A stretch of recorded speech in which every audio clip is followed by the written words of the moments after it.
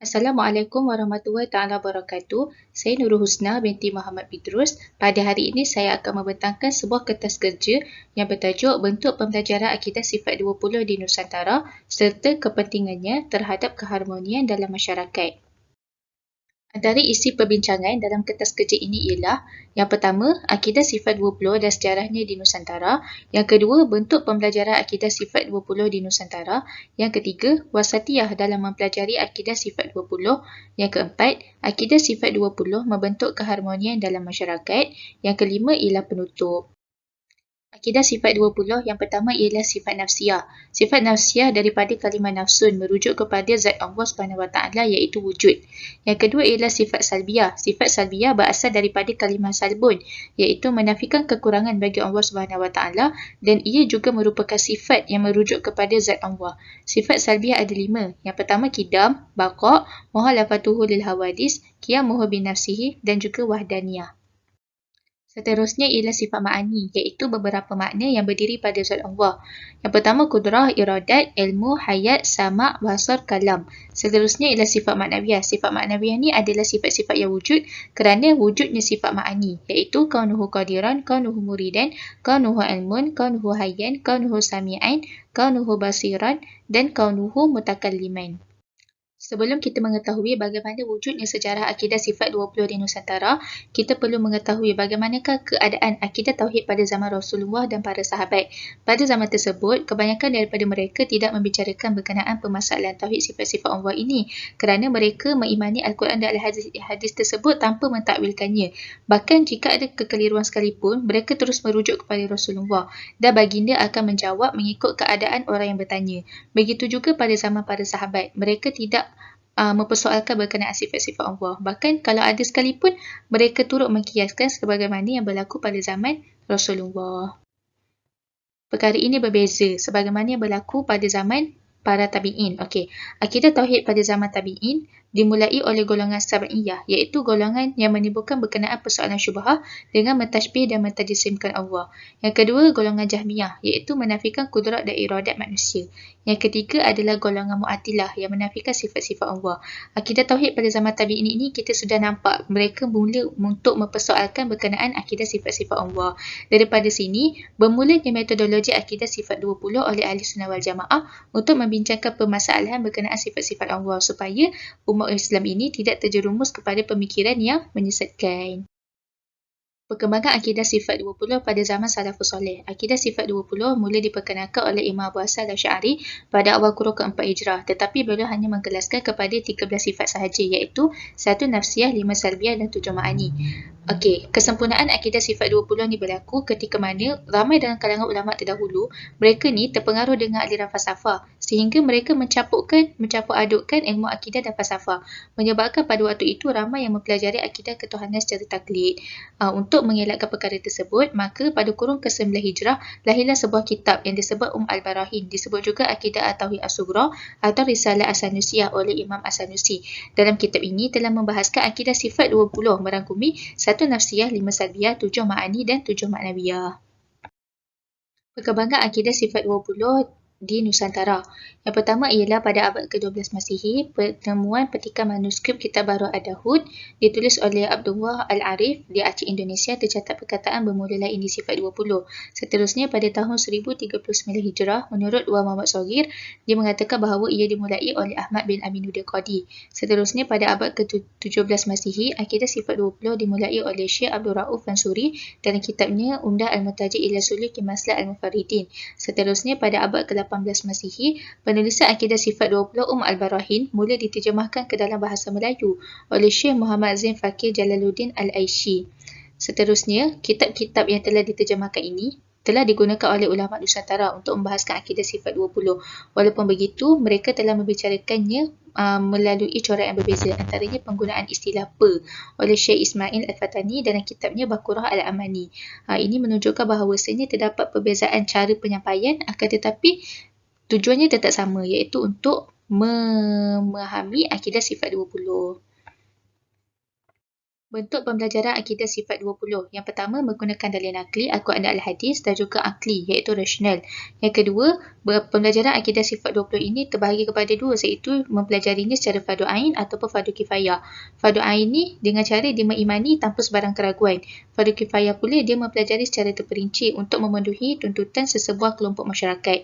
Yang ketiga ialah perbincangan sifat 20 ini merangkumi berkenaan sifat-sifat yang wajib bagi Allah, mustahil dan harus bagi zat dan juga sifat Allah. Okey, seterusnya, bagaimana bentuk pembelajaran akidah sifat 20 ni diterapkan di Nusantara? Yang pertama, pada peringkat kanak-kanak, mereka hanya diperdengarkan nasyid sifat 20 di YouTube. Yang mana kita dapat lihat sekarang ni banyaklah di YouTube dengan animasi kartun yang menarik perhatian kanak-kanak. Yang kedua, kita menjadikan alam ini sebagai bukti wujudnya Tuhan. Yang ketiga, jika kanak-kanak tersebut bertanya dengan lebih mendalam berkenaan sifat-sifat Allah, kita tak boleh bagi dia jawapan untuk dia mendalami kerana mereka ini, fikiran mereka belum masih matang untuk mendalami perkara-perkara tersebut. Seterusnya, pada peringkat prasekolah, antaranya dipastilah sifat-sifat Allah ini diajar dalam subjek sains sosial dan peribadi Muslim. Seterusnya, mereka pada waktu ini telah menghafal apakah itu rukun iman yang pertama, iaitu kepercayaan kepada Allah. Seterusnya, pada peringkat sekolah rendah, terdapatnya latihan mentadabbur Al-Quran dan juga pengajian asas akidah dalam subjek tauhid. Mereka juga turut dilatih untuk menyanyikan nasyid Asmaul Husna, yang mana kita tahu dalam nasyid Asmaul Husna ini terkandungnya akidah sifat 20. Seterusnya, apabila pemikiran mereka ini telah lebih matang, di peringkat sekolah menengah, mereka telah mempelajari akidah sifat 20 ini secara tidak langsung dalam subjek sains apabila mereka melakukan kajian saintifik. Bila mereka melakukan kajian, mereka akan nampak bahawasanya setiap yang berlaku itu ada yang mewujudkannya, iaitu Allah. Juga akidah sifat 20 ini dipelajari melalui bukti-bukti logik dalam mempelajari akidah sifat 20. Okey, yang sebelum ni adalah pembelajaran akidah sifat 20 secara simple bagi orang yang tiada pengkhususan. Seterusnya, bagi mereka yang berada dalam bidang pengkhususan, antaranya di IPT, iaitu bagi mereka yang mengambil pengajian Islam Usuluddin. Misalnya di Uniza, pembelajaran akidah sifat 20 ini dipelajari menggunakan kitab-kitab, antaranya kitab Kubra Yakinat, kitab Faridatul Faraid, kitab Jawharatul Tauhid dan kitab I'tisaf fi I'tiqad. Dalam kitab ini, kami mempelajari bagaimana cara untuk membahaskan akidah sifat 20 dari sudut sejarah dia, bagaimana ulama membahaskannya dan bagaimana untuk menolak tuduhan ataupun mereka yang menafikan sifat-sifat Allah dan juga mereka yang mentashbih dan mentadjisimkan Allah. Dalam kitab ini juga mempelajari bagaimanakah pendekatan logik akal dan juga yang kita boleh gunakan untuk memahami akidah sifat 20. Begitu juga dalam subjek ilmu mantik dan ilmu kalam. Contohnya kaedah kias dalam ilmu mantik digunakan untuk memahami wujudnya Tuhan. Apabila adanya alam ini, maka ada yang mengadakannya, iaitu Allah SWT. Seterusnya adalah pembelajaran secara tidak formal, iaitu di pondok dan juga pesantren. Di pondok dan pesantren ini kita dapat melihat bahawasanya pembelajaran akidah sifat 20 ini diajar dengan lebih teliti, iaitu mereka telah membahaskan helaian setiap daripada kitab. Antara tempat-tempat pondok dan pesantren yang mempelajari akidah sifat 20 ialah pesantren Liboyo Kediri dan pesantren Tebu Ireng di Indonesia. Kalau di Malaysia, pondok Lubuk Tapah dan pondok Bakriyah Pasir Putih di Malaysia. Wasatiyah dalam mempelajari akidah sifat 20 ini sebagaimana yang diamalkan oleh ahli sunnah wal jamaah lah. Wasatiyah ini merujuk kepada sederhana, berimbang, adil dan tidak melampau, tidak terlalu ketat dan tidak terlalu longgar. Dalam bahaskan akidah sifat 20, ahli sunnah wal jamaah menggunakan dalil nakli, Al-Quran dan Al-Hadis dan juga dalil akli ini secara seimbang. Tidak lebih mana langsung, secara seimbang antara kedua-duanya. Apabila kita tidak memahami akidah sifat 20 ini secara wasatiyah, munculnya dua golongan yang ekstrim yang terlalu melampau dalam membahaskan akidah sifat 20. Yang pertama adalah golongan tafrid, iaitu mereka ini mempelajari akidah ketuhanan ini secara literal, iaitu golongan mujassimah, sehingga mereka ini mengumpamakan sifat-sifat Allah ini sebagai mana makhluk. Antaranya dalam surah Taha ayat 5, A'udzubillahi minasyaitonirrajim, Ar-Rahmanu 'alal 'arsy istawa, iaitu Ar-Rahman Allah SWT beristiwa di atas arasy. Golongan mujassimah berpendapat dalam hal ini ialah jika Allah SWT berada di arasy, bagaimana dalam masa yang sama Allah berada dekat dengan urat leher kita? Yang kedua, kalimah beristiwa itu sendiri telah merujuk kepada adanya arah dan tempat, sedangkan Allah SWT tidak berarah dan tidak bertempat. Maka Ahlussunnah wal Jamaah telah menjawab berkenaan persoalan ini ialah terbahagi kepada dua golongan, iaitu ulama salaf dan juga ulama khalaf. Ulama salaf menggunakan kaedah tafwid ataupun takwil ijmali, iaitu menyerahkan maknanya kepada Allah SWT dan menafikan Allah SWT ini ini tidak sama dengan makhluk. Manakala ulama khalaf menggunakan kaedah takwil tafsili, iaitu memberikan makna yang sesuai pada sifat-sifat Allah dan menafikan bahawa Allah SWT ini sifatnya itu sama dengan makhluk. Seterusnya, golongan kedua yang mempelajari akidah sifat 20 ini secara ekstrim, iaitu golongan ifrat. Dia dinamakan sebagai liberal lah. Mereka ini mendahulukan akal serta menidakkan Al-Quran dan Al-Hadis. Kumpulan pertama adalah kumpulan etis, iaitu mereka ini memikirkan hakikat Tuhan secara logik dan melakukan kajian saintifik.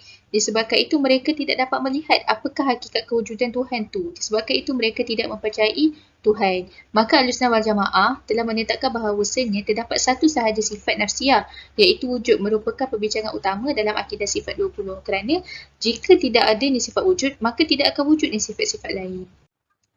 Seterusnya, kumpulan kedua adalah kumpulan Mu'tazilah. Kumpulan Mu'tazilah ini, mereka menafikan sifat maknawiyah kerana mereka mengatakan bahawasanya Allah Maha Mengetahui adalah hal bagi zat Allah, bukannya sifat, dan menjadilah Allah itu zat yang berbilang-bilang. Mereka mengatakan bahawasanya sifat maknawiyah ini bukannya sifat tetapi dia adalah zat. Sebab itu diorang tidak meletakkan bahawa wujudnya sifat maknawiyah kerana kalau adanya sifat maknawiyah, maka menjadilah Allah itu zatnya berbilang-bilang. Seterusnya berkenaan dengan sifat kalam, mereka mengatakan bahawasanya Allah SWT telah mencipta sifat kalam pada satu objek yang tidak bernyawa. Maka Ahlussunnah wal Jamaah telah menjawab pertuduhan ini bahawasanya sifat maknawiyah ini adalah hukum ataupun sifat yang terbaik apabila wujudnya sifat ma'ani. Peranan akidah sifat 20 dalam membentuk keharmonian dalam masyarakat. Yang pertama, menyelesaikan masalah moral. Kita dapat melihat bahawasanya masalah penagihan data dalam kalangan belia dapat dikurangkan apabila mereka memahami dalam konsep sifat 20 itu wujudnya konsep pengharapan, pengawasan, balasan, kepatuhan dan kepercayaan kepada Tuhan.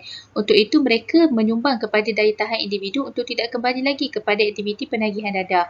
Yang kedua adalah menyelesaikan masalah moral apabila akidah sifat 20 ini telah diajar secara formal di dalam bilik kuliah kepada wanita hamil anak luar nikah. Akidah sifat 20 ini juga berjaya melatih mereka untuk mengamalkan nilai-nilai Islam. Yang kedua ialah keharmonian dapat dibentuk apabila kita mempelajari sesuatu itu secara wasatiyah, secara sederhana. Pembelajaran akidah sifat 20 secara wasatiyah ini dapat memelihara umat Islam daripada pemikiran-pemikiran yang melampau, iaitu pemikiran literal dan juga kumpulan liberal. Yang kedua, wasatiyah ini juga dapat mengelakkan berlakunya salah faham dalam kalangan masyarakat. Seterusnya, perkara ini bukan hanya memberi impak kepada masyarakat Islam sahaja tetapi juga masyarakat Nusantara keseluruhannya. Kesimpulannya, akidah sifat 20 ini merupakan sebuah metodologi yang disusun oleh Ahlussunnah wal Jamaah untuk kita mempelajari akidah ketuhanan dan memelihara umat Islam daripada pemikiran yang menyesatkan, iaitu golongan literal dan golongan liberal. Yang kedua, pembelajaran akidah sifat 20 ini perlu didedahkan kepada masyarakat bermula daripada peringkat awal kanak-kanak. Walaupun mereka hanya memahami ataupun sekadar menghafalnya semata-mata, ianya bukanlah penghalang untuk kita mengajarkan mereka pada peringkat awal lagi kerana ia merupakan satu perkara ataupun metodologi yang sangat berguna dalam kehidupan kita untuk kita memahami sifat-sifat Allah. Begitu juga kepada mereka yang telah matang fikirannya adalah mereka perlulah untuk mempelajari akidah sifat 20 ini secara lebih terperinci untuk memelihara kemaslahatan sejagat. Yang ketiga ialah keharmonian dalam kalangan masyarakat dapat dibentuk apabila mempunyai penerapan akidah tauhid yang sempurna. Kerana dengan pemahaman akidah tauhid yang sempurna ini, kita dapat mengurangkan masalah jenayah dan menjadi benteng kepada diri kita supaya tidak melakukan kesalahan. Sekian saja daripada saya. Assalamualaikum warahmatullahi wabarakatuh.